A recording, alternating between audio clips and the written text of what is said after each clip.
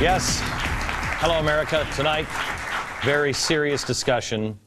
Very serious. Have you decorated your tree yet? You know, the apocalypse tree.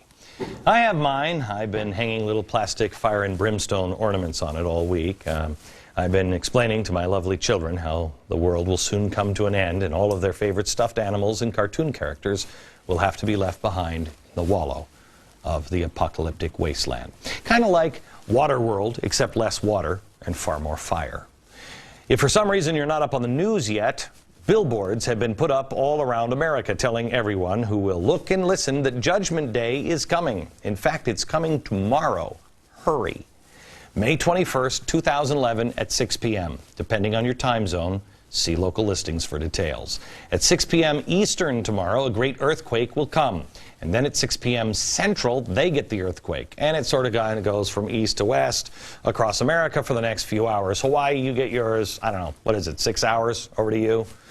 So that's how it's going to happen. Now, after the true believers will be changed into glorified spiritual bodies, everybody else just suffers for months. And then the world is finally destroyed. And they call me depressing. This is all according to the Family Radio Worldwide, a California network. Who would have guessed this would have come from California? And they're the ones responsible for all the doomsday advertising, and this is their ad that is playing right now. You might be wondering about the fact that the Bible says no man will know the date. Well, they have an answer for that. It's true. You will not know the date, but they will. You see, only true believers can decode the Bible's hidden messages to reveal that the end of the world comes before this Memorial Day. In fact, tomorrow at 6 p.m. Eastern. Please remember, check local listings. In fact, not only will the evil heathens of the world get taken by surprise by the end of the world tomorrow, you know, if you're a churchgoer, you're really going to be saying, what happened? The reason why you're going to be surprised is because of the end of the church age. That was in 1994, of course. Anyone still in a church by tomorrow isn't a true believer and is not going to, well, it's not going to go so well around 6-ish tomorrow for you. Now, sure, this might sound ridiculous, but apparently not everyone thinks it's ridiculous. In fact, one retired MTA worker, I'm wondering, when you finish the sentence, you'll wonder too, he just spent $140,000 on an ad campaign in the subway. Yes, are you wondering, he's an MTA worker. Where did he get $140,000? He works for the city. And now he's spending it on these ad campaigns. I mean, with the world ending tomorrow, why not? Who needs the cash? Can't take it with you. By the way, don't confuse tomorrow's apocalypse with the apocalypse that the exact same guy from Family Radio predicted back in 1994. Apparently he got a little confused. It was the end of the church age and not the end of the whole world.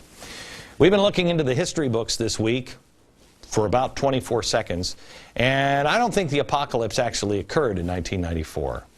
That's right, church age. Now, also another confusing fact, back in 1994, the song The Sign by Ace of Base was actually out, and that might have been a sign. But what do I know?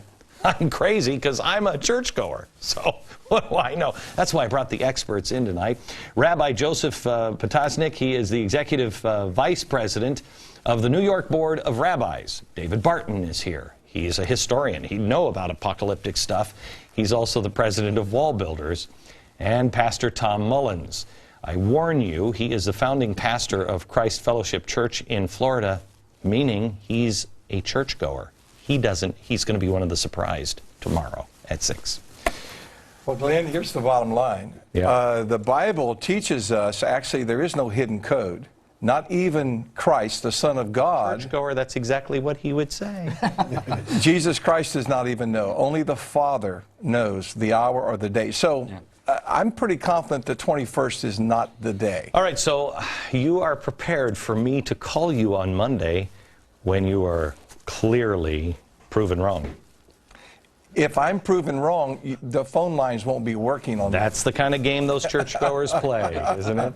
David, are you all packed for tomorrow? Not for that. No, I've got lots of other plans for tomorrow, not that. Rabbi. I'm trying to convince all the people who say 21st is the end of the earth. to convey their accounts to me on the 22nd. All right, so no one has thus far signed anything over to me. These advertisements, they talk about a book coming out. And you're looking at this ad, and you're like, wait a minute, end of the world is Saturday.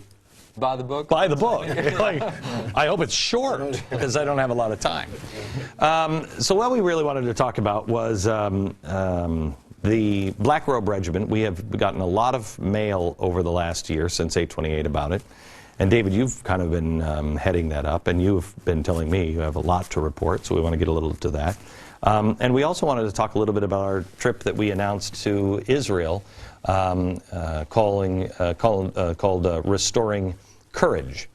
So why don't we start there? You were with me, David, last week. I went, and did you think I was kind of nuts when I first? No. No, I did not. I thought it was exactly right. Okay. Because we traveled with somebody who thought, in fact, most of my staff still thinks I'm out of my mind, that we were going to do this. But it was a powerful experience when we went last week to Israel to try to find the place of where we will do it. What was it that you took away from that trip?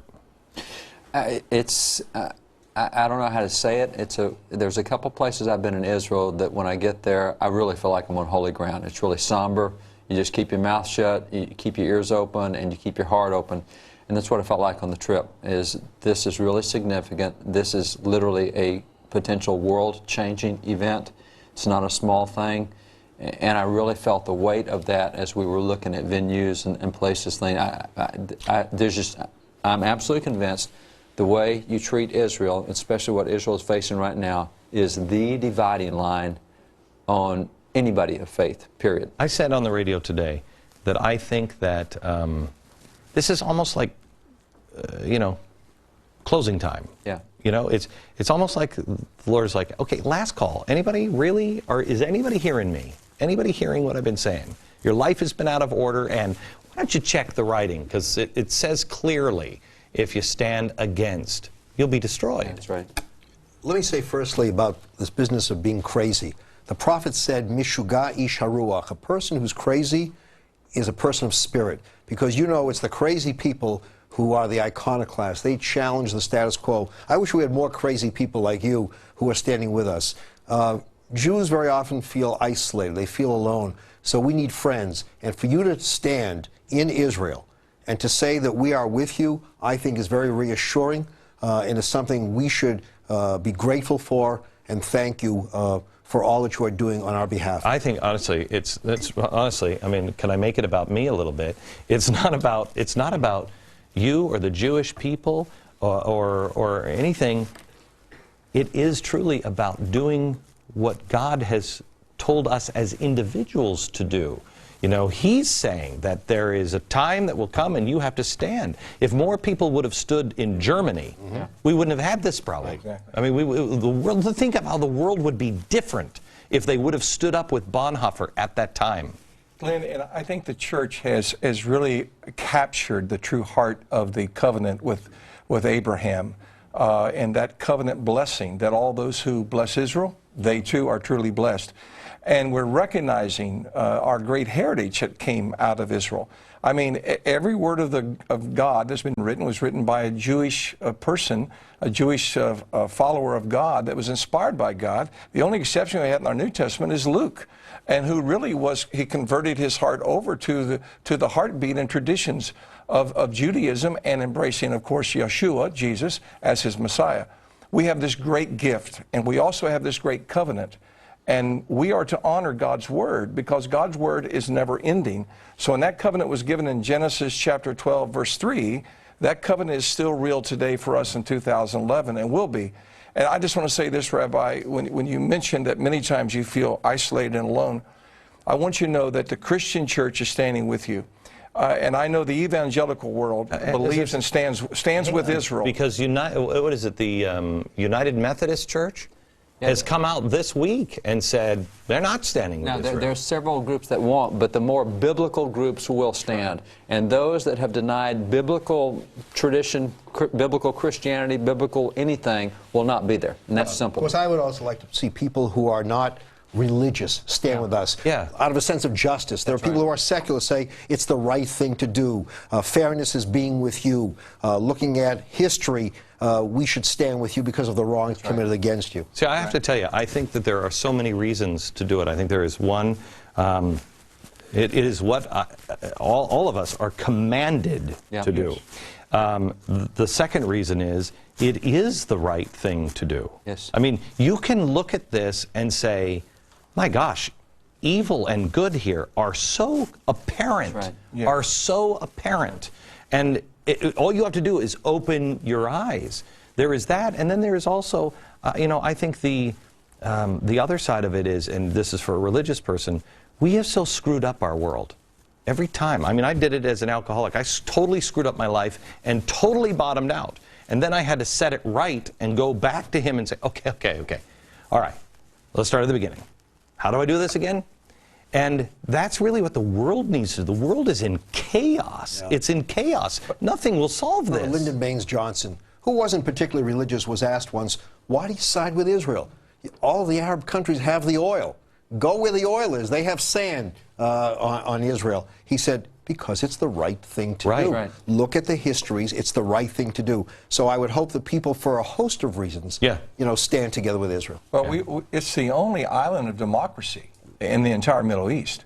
And if we lose that stance, we've lost the entire Middle East. Well, look, I mean, first of all, you lose all of the history. Let's just forget about all the God stuff around Israel. You lose all of the history. Look what the Taliban did in Afghanistan. They took those monuments of Buddha and blew them up. You don't think that's going to happen? I mean, yes, it will. Especially, you also have to look at that's a caliphate. You wipe out Israel, you do. You have the entire Middle East. You have all of the oil. You have absolutely everything, and you have a caliphate. You don't think they're going to sweep up into Europe? Europe is this close. Yeah, what a sad commentary on human behavior, because if only those who at the present time are adversaries would think of becoming allies, what a paradise that part of the world could come. Let me ask Ron. Ron, where are you? Up here. You live in New York City, and you had a question that kind of pertains, I think, to this. Well, my question was, in New York City, I come across a lot of friends that are kind of sided more to the left and more into progressive agendas that they have. Here in New York City? Really? and many of them are Jewish, and and I come from Israel, so when I have conversations with them, they're in totally in shock of what I'm saying to them about what's going on, and I just don't feel that Jews particularly know much of their history and know how much suffering they had to keep on thinking that they can go on in their way and not change and become more knowledgeable about getting out of their progressive agendas. I have to ask you, Rabbi, a lot of people, I think, will say some of the biggest people that are anti-Israel also happen to be Jewish. Mm-hmm. And it's a disconnect. How does that work? It's shameful. I mean, I'm not going to make excuses for it. Somebody once said that the tribes were not lost. They were bar mitzvahed, and then they disappeared. And how many times we find that that's the last connection some people have with the Jewish community, with the Jewish world. So we have to do a much better job in terms of education. But I always wonder when people praise, the left or the extreme left, where are these places that are so favorable to Jews and Christians? Venezuela, that's a good place for Jews. Cuba is a good place for Jews. So I think it's a matter of trying to have them recognize the truth, but let them read the truth not written by Jews, because they'll say you're biased. Let them read books written by non-Jews, by those who would not have a bias according to their logic.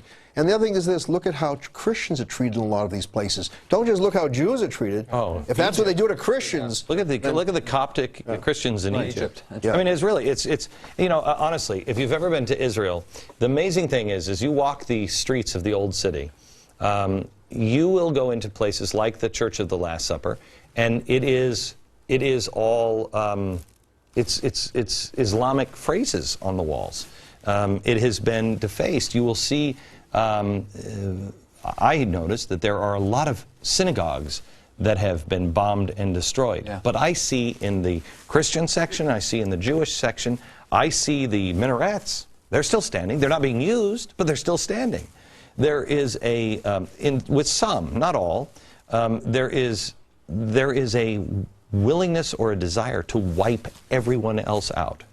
Glenn, the great thing about Israel today is that the Christians are free to worship in their faith. The Jews are free to worship, and so are the Muslims free to worship. If we lose Israel, we're going to lose all of our freedoms, and all the faiths will lose their freedoms except for one.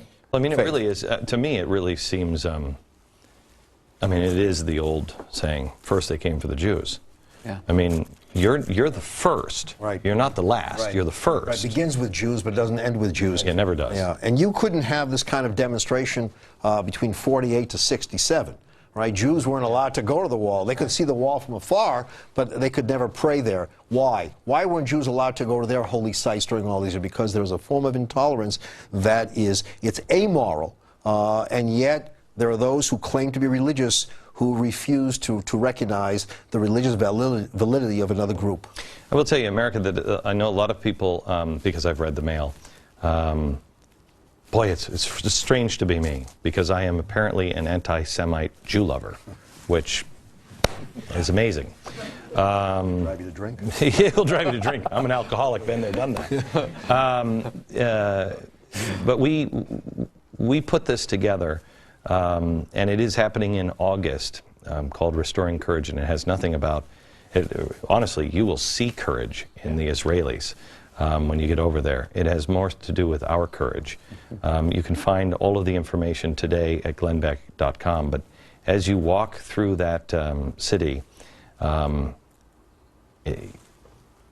you will feel a power unlike anything I've ever felt before. And then let it sink in that if the lines go back to 1967 and Jerusalem is divided, the entire holy city, the entire old city is lost to the world. That is a powerful, powerful loss. When we come back, Rabbi Shlomo Riskin, he is a man that I spent time with in Jerusalem last week. He'll join us for a few minutes. Back in a minute. Rabbi Shlomo Riskin. He is the Chancellor of Or Torah Stone and Chief Rabbi of the city of Efrat. Rabbi Joseph Potasnik, he is the Executive Vice President, New York Board of Rabbis, and David Barton is here. He is the founder and president of Wall Builders, and Pastor Tom Mullins. He is the founding pastor of Christ Fellowship Church in Florida. Rabbi, how are you? Great. I saw you last week in Jerusalem. Much better place. In Jerusalem or New York? Jerusalem. Yeah, I was going to say, you say New York, you're a liar.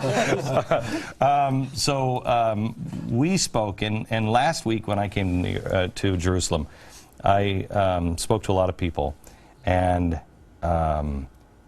everybody here was telling me, this is crazy, don't do it.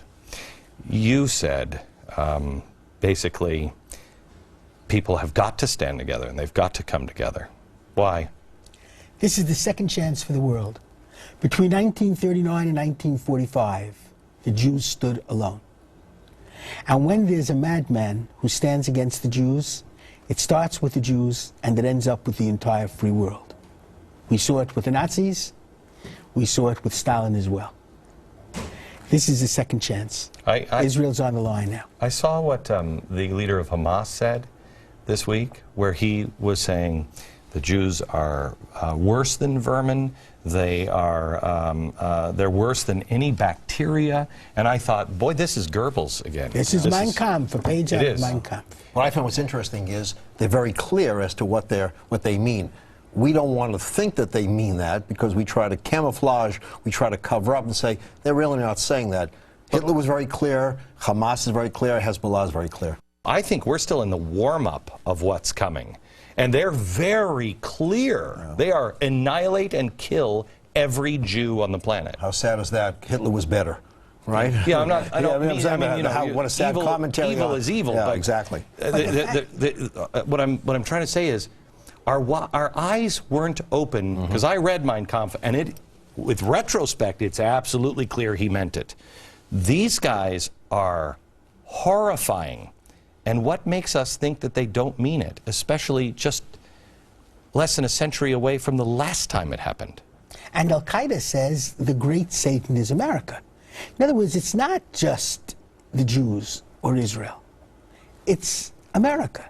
It's the free world. What you said is it's a second chance for the world, and I think that's significant because it's not about Israel. Israel's about the world, and I really think Israel's a litmus test for everybody. It is. If you get that wrong, if you're wrong on the Jews, if you're wrong on Israel, everything else is wrong, and that is a chance for the world to stand right. So what does this mean? Because I've gotten a lot of mail this week after we announced it. Some of it is good, some of it is profoundly evil, and some of it that is just kind of bad.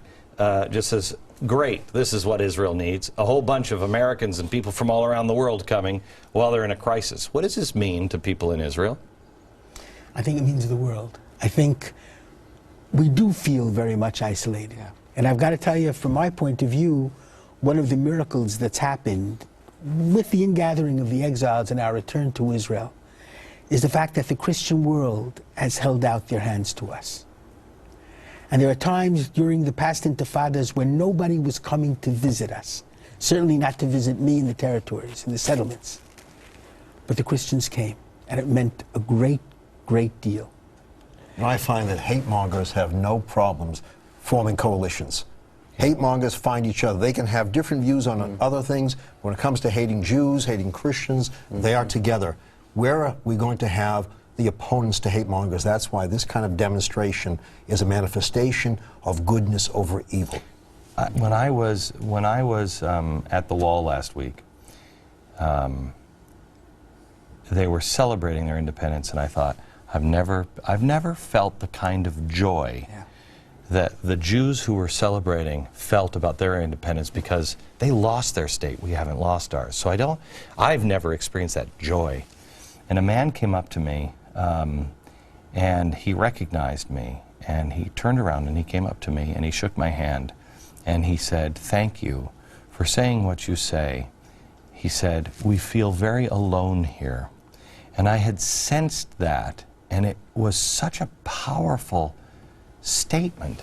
Again, the world has the opportunity to either say, I don't see what's happening in the ghetto, or standing up and saying, no, no, no, never again. It's powerful how alone Israel is in the region.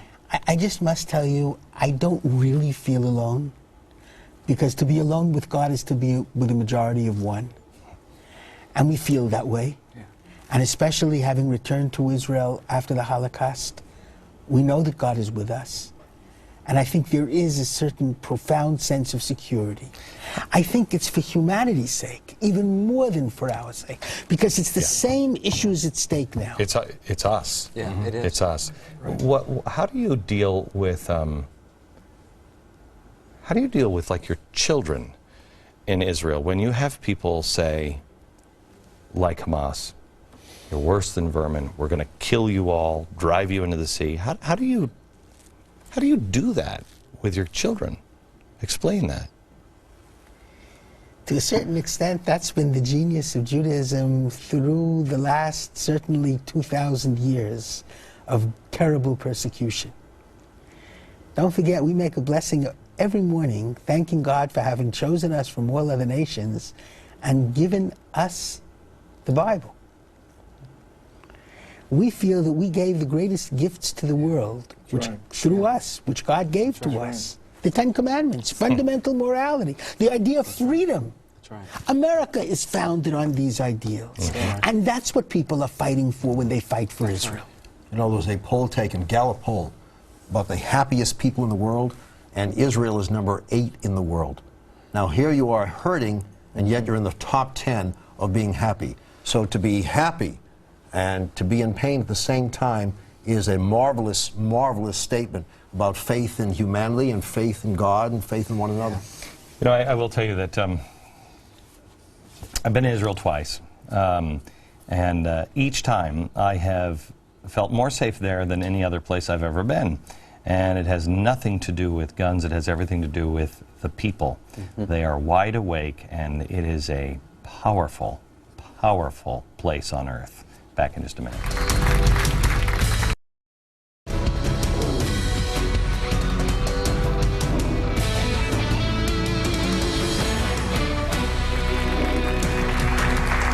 We're back with Rabbi Joseph Potosnik and David Barton, and Pastor Tom Mullins is with us now. I want to get to the Black Robe Regiment here and some more questions, but I want to pick up where we were just talking during the break. And that was, I can see why there are a lot of people that are Jewish that do not trust Christians. I mean, there's a lot of Christians I don't trust as a Christian. But, you know, the past, when I was over, over at the western wall of the temple, and you go underneath, and you see some of the things. There is one giant doorway, the closest you can get to the Holy of Holies. You know this story, David? You want to tell the story? No, you get it. It is where the Jews went after the Romans came in, or the Crusaders came in, and said, we have a place to pray, and it's the closest to the Holy of Holies. And very sacred thing. Well, they were walled in by the Crusaders, and the last thing they saw was a torch being thrown in to burn them all alive, and the cross, as they were walled up. Now, when in 1967 happened, and the Jews could come back in, they tried to take that wall down to recover the bodies. They found a few bodies that were all charred and exactly what they expected to find. But then the Muslims went crazy and said, you're trying to dig under the Temple Mount, and so they had to wall it back up. It's a wildly profound place to see. So, I mean, I understand people saying, what's your motivation here? Yeah, but when's the last time there was a forced conversion? I mean, I think, you know, after hundreds and hundreds of years and expressions of support, I think we recognize that we have some real friends here. So the hidden agenda theory that I hear periodically, for me, doesn't carry any weight. I look at what people do, and the amount of support we get from the evangelical community, from Christians who are there for us. It is tremendous. It is tremendous. The other thing you have to remember is during that period, they just as quickly killed Christians, too. Oh, yeah. I mean, you had the Inquisition going at the same times. It was just atrocious behavior. You know, the thing that David and I talked about, because my faith is kind of the outcast in the Christian world. And I said to somebody who met me, a very good Christian, and he said it with compassion, but I've heard it the other way, too. You know, Glenn, gosh, you're just doing some amazing things, and I know you're following the Spirit, but I think you're on the wrong side. And because my church is not accepted by others, when are we going to get to a point to where we look at people's fruits and we can say, by the fruits ye shall know them? Because I know a lot of Jews that are, by their fruits, are great and really wicked. Christians, really wicked, really great. I mean, I know a lot of people who are evangelicals or Catholics or whatever. It's the fruits that make the difference, isn't it? You know, the prophet Samuel, when David was selected to be the king of Israel, and he was the most unlikely one to be selected. But a great line that Samuel declared to us from the inspiration of God is that man looks on the outward appearance of things, but God looks upon the heart. And I think the closer we draw in our faith to God, the more we begin to look beyond the surface and look to the heart of the issues. Right. And we have a common heart and a common bond and a common love for God and love for Israel, which is uniting the evangelical church along with the rabbi and Israel. You know, I find one thing, if you want to measure what's in the heart, Let's see what's in the hands. Let's see what people do. There are a lot of people who tell you they love humanity, but they don't visit the person next door. That's right. So it's the mitzvah, it's the do, it's the There do. is, who asked the question was, where's Jeff Rice in New Jersey? Where's Jeff? Jeff, you remember your question? What was your question? Oh, my question was, what was your favorite part of your experience in Israel, and what was your least favorite part? Favorite part was the people of Israel. They are absolutely amazing. Hands down, the memory that I will never forget is a man who walked up to me at the Western Wall and he said, "Thank you. We feel alone at times." They're such courageous people. The worst, the least favorite was meeting with people of all faiths, and a few people came in and it was about them. And I thought, how can you possibly make this about you? How can you possibly... They would say, "I know what time it is. I know what's coming. You're right. You're right. Now listen, you know, you probably want to have a little something, you know, with me." And I'm like, "You've got to be kidding." I couldn't believe it. The people who say, "I love you, I am compassionate, or I want to do this," and then let's see what's in their hands. It's so frustrating. So frustrating. Can I add one to that, too? But that happens everywhere. When we were there, I think one of the things that got me very significantly was we were there for their Memorial Day, followed by their Independence Day. Amazing. And unlike America, in Genesis it says that God made things and it was the evening and the morning. So their holidays start at sundown and go through. So when we went there to the Western Wall, under the Western Wall, or in the tunnels, when we went in, it was still before sunlight, and therefore it was still Memorial Day. We came out. The flame was burning. We came out, and it was after sundown, and so it was now Independence Day. And you go from a somber thing to celebrating and dancing and cheering and singing there at the Western Wall. But on Memorial Day, when we were going down the road, the sirens blow, and everybody in the nation stops for like 2 minutes. If you're in the middle of a 4-lane interstate, you all stop and get out in 2 minutes of silence to recognize those who have fallen in defense. And also, I have to tell you, it does prove how stupid I am, because it was on Independence Day, and you know, here in America, July 4th, we're all out cooking with a barbecue, and everybody was in the parks cooking, and I'm like, wow, look, even here, everybody's having hot dogs, and everybody went, no, they're not having hot dogs. Back in just a minute.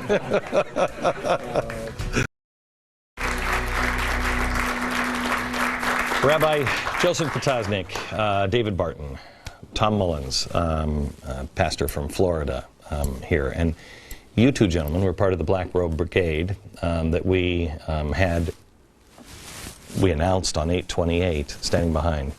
And David, you guys have been working quietly for quite some time. Bring us up to speed on what's happening. What we have now is a website, and by the way, Black Robe Regiment, for those who don't know, it's what the British called the clergy in the American Revolution. British said if it hadn't been for the preachers, America would still be a happy British colony. So they imprisoned preachers, they killed preachers. When they came to New York City, 19 churches, they burned 10 to the ground. They blamed everything on the preachers. So they were bold, courageous guys who led the military, who wrote state constitutions, who ratified the U.S. Constitution, who served in Congress. And we just don't have that backbone anymore. So we want preachers to get that backbone, be leaders in education, leaders in politics, leaders in all these things, get their voice back. And so there's a website now, blackroberegiment.wallbuilders.com, that has a ton of those old sermons that the British complained about are up there. There's a ton of information legally on what can be done today, and it's more than you think can be done. There's a lot of information with videos and everything else to equip these guys to get their courage back and to be the force in shaping America that they had been 200 years ago. And Glenn, we're rallying pastors to not only log on to this page and become a part, but there's a pledge that they can actually take and sign up to become a part of the Black Robe Regiment today. And I'm seeing a fresh movement starting in our nation. I mean, we're waking up to the challenge and to the call. And there are meetings that are breaking loose around the country now of pastors coming together. Tell me the difference from a year ago. What was it like a year ago to now? I think there's a greater sense of awareness, and I think there's also a call for a greater sense of unity, and we realize that we've got to unify together to really get back to the foundations of this great nation. Okay, hang on. Does that mean unify in the way that was spoken about by our founders with Father Abraham? Unify. We disagree on theology, Yeah. Yes. but we come together on... Yes. We've got a culture to save, we've got a country to save, we have freedoms to save, and we have churches, and that's where we'll discuss theology. But when we're saving a country or saving a culture, that's a different thing, and there's all sorts of cooperation. I think it's interesting. I think you're wanting clergy to behave as prophets, to use that Yeah, there prophetic you go. voice, That's right. to speak out against sometimes unpopular things, but have the courage to speak out and address them. How do you do that in many of our churches where you depend on the money? What you're finding is the churches that have regained their voice are the ones statistically that are growing the fastest. The ones that are weak-kneed and weak-spined are having trouble. Statistically, right now, in any given month, 60% will be in church, but 67% of people think the church is irrelevant today. Okay, back in just a second. With our final minutes, we're talking about the Black Robe Regiment, and we have Moss with a question. Go ahead, Moss. Faith seems to be more frequently absent from the younger generations. How do you foresee the Black Robe Regiment becoming a part of your new youth initiative? You're asking this of me? You will find out very soon. I am putting together something that, one of the reasons why I'm leaving Fox is to target the youth, to make sure that we go for the youth. I think we've made our point here, and Fox does a great job of keeping people informed. I've got to go find a way to go to the youth. And David and I have discussed some different things that we will be doing in a new initiative that we will talk. But how does a pastor come out? We have one of my greatest encouragements, Glenn, is there is a resurgence of a great hunger for faith and for action among our teenagers. And our teenagers are just growing by leaps and bounds. Thousands of kids coming each week and mobilizing to engage their lives to make a difference. They want to rally around the truth, and they want to rally around a cause of justice. There's nothing nothing makes you more miserable than stuff. Yeah. I mean, without, it just makes you miserable. And I think that this generation is better than us in many ways. And they've been raised on stuff, and they'll split one way or the other. And the ones that are going the right way are tremendous. Yeah. Yes, you are Michael. Yes, Michael. Glenn, big fan. I just want to say before I start my question, I actually used your quote, "Question with boldness, speak without fear, and hold to the truth," as my yearbook quote. Holy cow. As I graduate. Thank you. I attend St. Edmund Prep High School in Brooklyn, and in my two history classes last year, AP US History, and this year in AP US Government, I just never taught about the Black Robe Regiment from the Revolution. I just want to know why. And David? Well, they're trying their best to keep people of faith out of the public arena. And so how in the world would they dare to teach that it's people of faith who created the public arena they're trying to throw them out of? Right. So this is contrary to everything that would be a philosophical political agenda. I mean, what the courts are doing and legislators, etc. It really is impossible to be able to restore something without the cornerstone. Right. You can't rebuild it without the cornerstone. That's right. And I think that's the thing that let me end where we began, not on the end of the world, but on the trip to Israel. That is the original place where man first spoke to one God. That's the place where Abraham... Foundation stone. It is the place. And if we're coming home. Yeah, it is. It's the right. world coming home and saying, "Hey, Dad, wow, have we been screwing this up?" And returning home. Back in just a second.